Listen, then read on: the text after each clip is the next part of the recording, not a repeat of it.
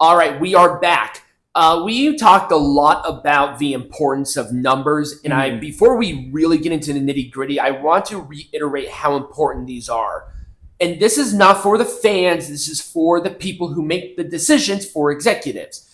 And if you don't have eyes on the product, so the numbers, attendance, etc., the people who are running the programs see that and they're like, why are these ratings falling? Yeah. That's really bad. Right. Or it's like advertisers don't want to advertise on there because it's not worth it for them. And they especially look at that kind of stuff for primetime shows, because primetime obviously is when the most people are going to be watching television. AEW is on primetime slot on Wednesday. And there's only a few hours of primetime television on weekdays. Yep, exactly. So either they're going to move it to a time and a date that you're not going to like, or they're just going to cancel it outright. I think first and foremost what they're going to do, I mean, in AEW's case, because the ratings continue to fall, is they will move it to a later time. Yeah, like literally on like the same day. Exactly. So they'll move it to like 11 o'clock p.m. Eastern time zone slot. Yep, exactly. Which would just be not ideal for anybody. No, it would not. Now, with that out of the way, with that very important context out of the way, I instructed Peanut Gallery to go through these programs and the channels for hardcore numbers on why they're here, the potential that it has, and how it equates. So, like, we'll do some calculations. Because what we're doing is this really comes off the context of WWE actively switching their brands over to new shows. All three of their shows are going to be on new brand. All three of their shows are going to be on new television channels before early next year. Right. And we're not just going to talk about WWE. We're talking about AEW. We're talking about Impact. We're talking about NWA and any other wrestling promotion that may be on a channel. Let's just at least get it's Triller TV out of the way, because they're the ones who have House of Hardcore. They are the ones who do GCW. I think they're the ones who do Fusion for MLW. Yeah. It's more of a niche channel anyway. Yeah, and there's not very good data on the number of downloads. Like, I couldn't even find download data for the CW for network. The CW. Right. And a lot of this comes down to the fact that the CW, for example, is a free app. Right. Like, you don't have to pay anything extra like you would Netflix. It just comes included in your, in your. So in the case of the CW, we're going to make a prediction based on the reach that the CW has. Period. Right. Now, let's get into it. And I wanted to start with Access. Okay. So Access actually has a surprising number of households that it goes to, considering the ratings of TNA. Now, I'm not saying that's a bad part on TNA at all. There just isn't a lot of awareness, and it is a very niche channel that TNA This is not one of the heavily promoted Fox or anything. This is, like I said, Destination America or whatever. I mean, it has reach of 35 million households at least. So there is a lot of access to it, but it's not like it's a huge amount. Like some may see it as more of a premium channel, so it's very high number.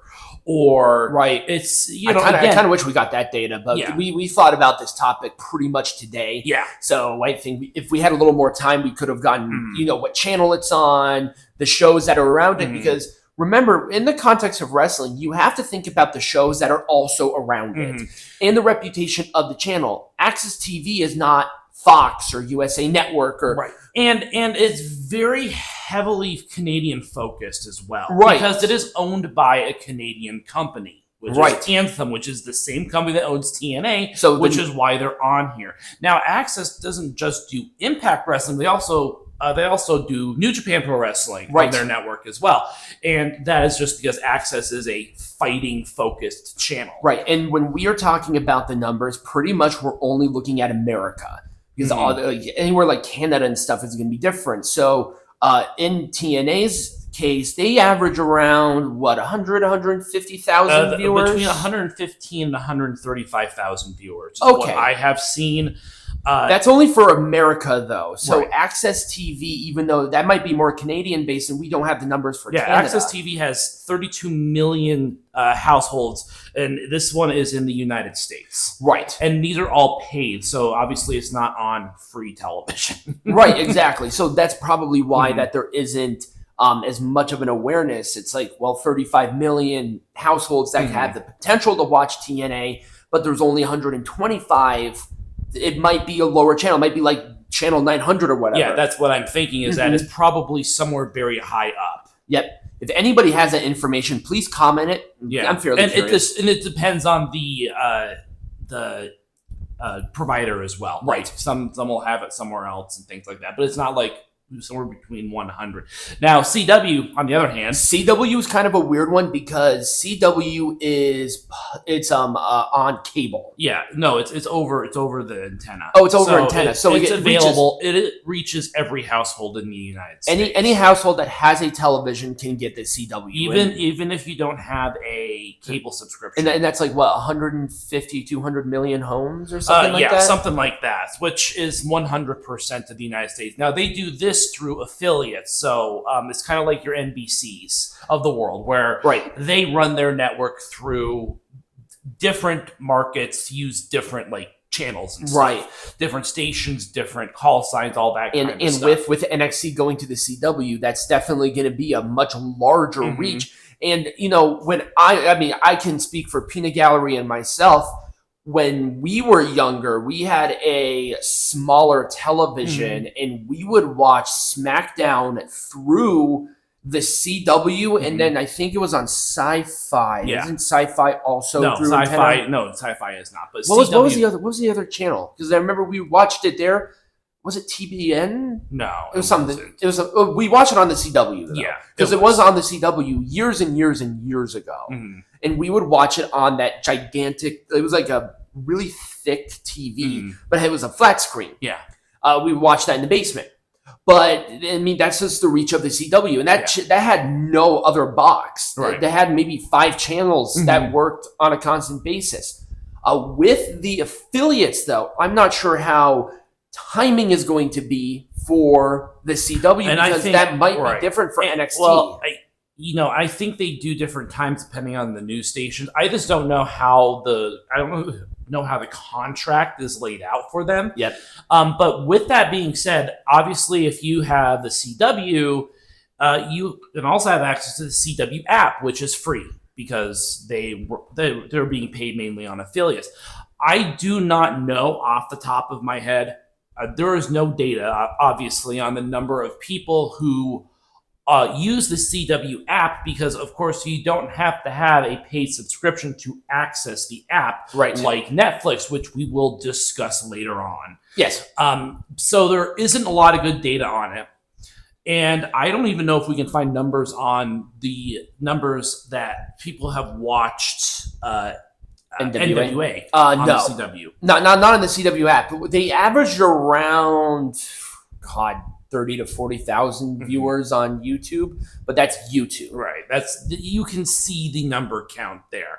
The number count for the CW app is... Well, they added a bunch of shows on there, so I want to assume that it's been a net positive for them to move over to the CW app, even if it's only on the app, but I'm just not sure. And of course, with that being said... I'm just going to assume that they probably at least have a third of that, so what...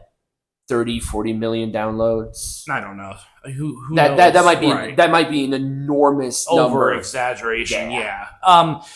So again, it's over the air, so the numbers are always going to go up because the number of television sets in the United States are also going to go up as well. Yep. So we have to keep that in mind. Now, keep that in mind as we get into the cable networks, because the cable networks. Surprisingly, the number of households are very similar, but we will talk a little bit about the trends, which are going to be obvious for those of us who know the trajectory of cable in general.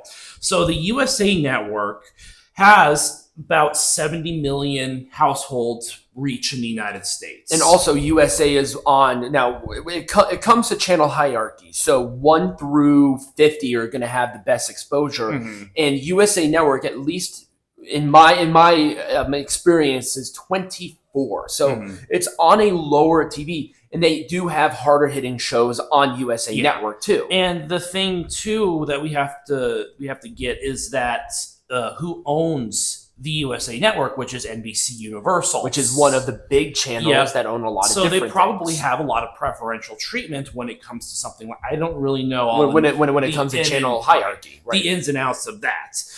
So it's interesting because these are very similar numbers to, of course, things like TBS, TNT, and FS1, because of course they're all cable. So if you have one channel, you're going to have all the channels. Right. So we can talk about that as we move forward, but Warner Brothers Discovery is not, they don't own a like low number station, like a 2, 4, 8. Yeah, 13. This is like, yeah, well, they do. It's Warner Brothers Discovery. But they don't own like a major news network. They're not affiliated with a major news network. No. Warner Brothers Discovery is its own entity by itself, but they own Discovery Channel. They own cooking, the cooking channel, or the cooking network, Food Network. And they own like 30 channels. So and these are not smaller channels either. These are hard hitters. And Warner Brothers Discovery owns TBS and TNT, and TBS is a hard hitting channel. Yes. So TBS, TNT to a lesser extent, but they do have something that that others really may or may not have, and that's like history. Like TNT and TBS had wrestling for years and years and years. Yes. So TBS and TNT, they both serve about the same number of households as USA, which is 70 to 71 million. Yep. Now, interestingly, these are down from USA had 100 million across the United States back in 2011. That was their peak. TBS, 90.391 million households, and that was in 2018.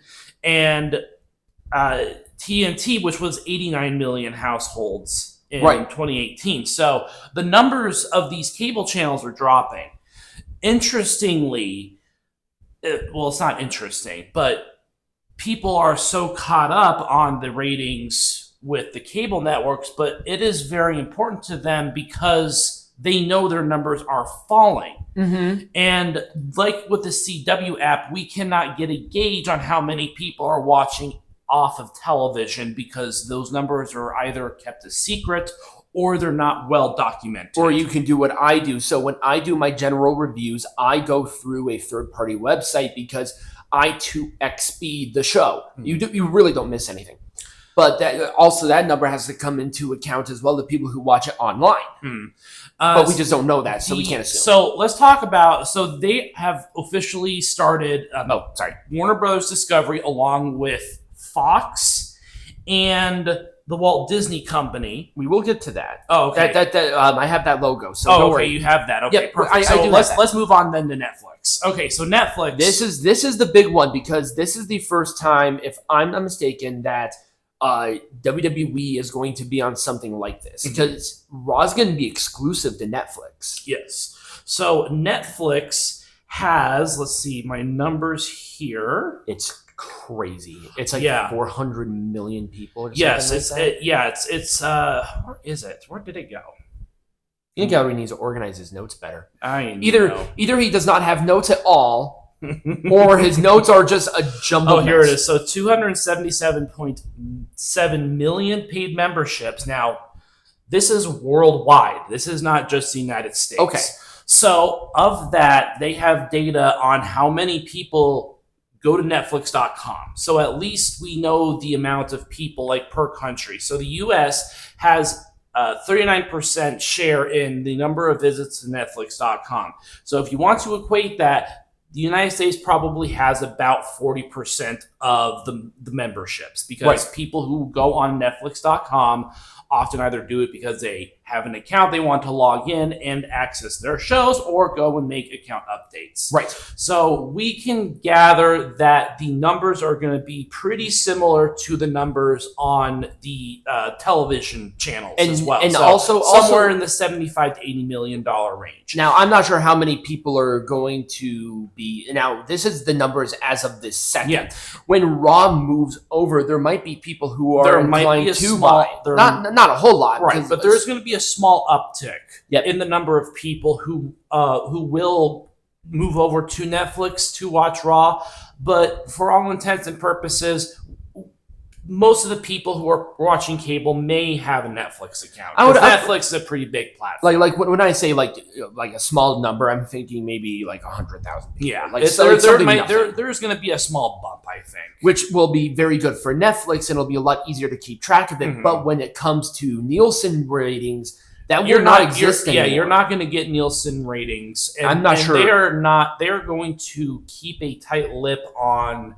I don't really know. They might not keep a tight lip on how many people join, but it's going to be how many people watch live. Mm-hmm. Because remember, Netflix probably will have that number on how many people watch it live. Yeah. So it's like, well, where's the peak viewership there? And it is going to be very difficult for these dirt sheets to get numbers for Raw after the start of this Netflix partnership. Exactly. So it is going to be interesting to see, because you never get any numbers anymore on how many people watch premium live events anymore, because people aren't buying them. You're not getting buy rates. Right. So VNews Sports I think this is the final one too. Yes, it is. Okay. It is. So VNews Sports is the app or the sports focused streaming service that is being operated as a joint venture between Walt Disney Company, Fox Corporation, and Warner Brothers Discovery. The reason I wanted to bring this up is because AEW is included as one of those sports partners, at least on the WBD front, because that is that is part of that portfolio. So is this going to be like a brand new platform then? Okay. It is going to combine ESPN's slate of contracts and shows with Fox Sports' slates of contracts and shows and TNT Sports' slate of contracts and shows. So it's just going to mash them all together into one super app. And this is the reason I wanted to bring this up, is because AEW is more likely than not, if they remain with Warner Bros. Discovery, is going to be a part of this joint venture in some capacity. And that is why people are thinking that FS1 is going to be the host of a new AEW show, because they are all interconnected with this VNews Sports sort of amalgamation. Right. And now, do you think FS1 is available in 72.4 million houses? So about 71 million households are regularly subscribed to some sort of cable subscription. Right. And those numbers are down from their peaks. So as we move forward, cable is not going to be the standard bearer for what succeeds and what doesn't succeed. I mean, it is going to be much harder for us to extrapolate that data if people are going to start watching these shows off of the traditional media platforms. And VNew is going to be a totally separate thing. It's going to be an app. Yep, it is. It is, and they are going to know how many people are subscribed to it by the numbers of people who actually buy a subscription for it. It's not something that you can just view for free. Right. And it is going to, now there are going to be some bundles, but we don't have all the details for that. Right. We don't know who knows? Maybe AEW will be exclusive to VNew, where that's all of their shows are going to be on VNew specifically. We don't even know what Shockwave is yet. Right. We're just assuming that it's a new show. So is our numbers everything? For the most part, yes, they are, but the landscape is quickly going to change to where the raw numbers are not going to be as prevalent as they once were. I think they are, and I'll tell you why. I think they're actually going to be more prevalent now because they're going to be so close to the chest. You don't think that VNew, Netflix, any of these other places are going to keep track of how many people watch it live, the replays. I get that, but we are not going to have access. We're not going to know. No, we're not going to have access to that information. Yeah, I said that. I said we're not going to have access to that information. But numbers are still going to be important. But as wrestling fans, we are not going to be getting as accurate of numbers as we have. Even though the numbers themselves may not be all that accurate, because there are multiple ways to watch these shows. It might be a blessing in disguise, because a lot of the toxicity comes out because of the numbers. Yeah. You know why? Because the numbers don't lie to you. Right. The numbers don't have an alternative agenda. Right. That's just the raw information. And I think in a way, getting rid of it for the Smarks might be an overall positive, where it's like, just enjoy the wrestling while you have it now. Right. So I think that is going to, I think that highlights kind of the shifting culture. Maybe not necessarily the culture, but the landscape is shifting away from numbers that we can easily see, and become more convoluted as time goes on. Yes. So that's all I've got. So when we come back, we have a match. Yeah.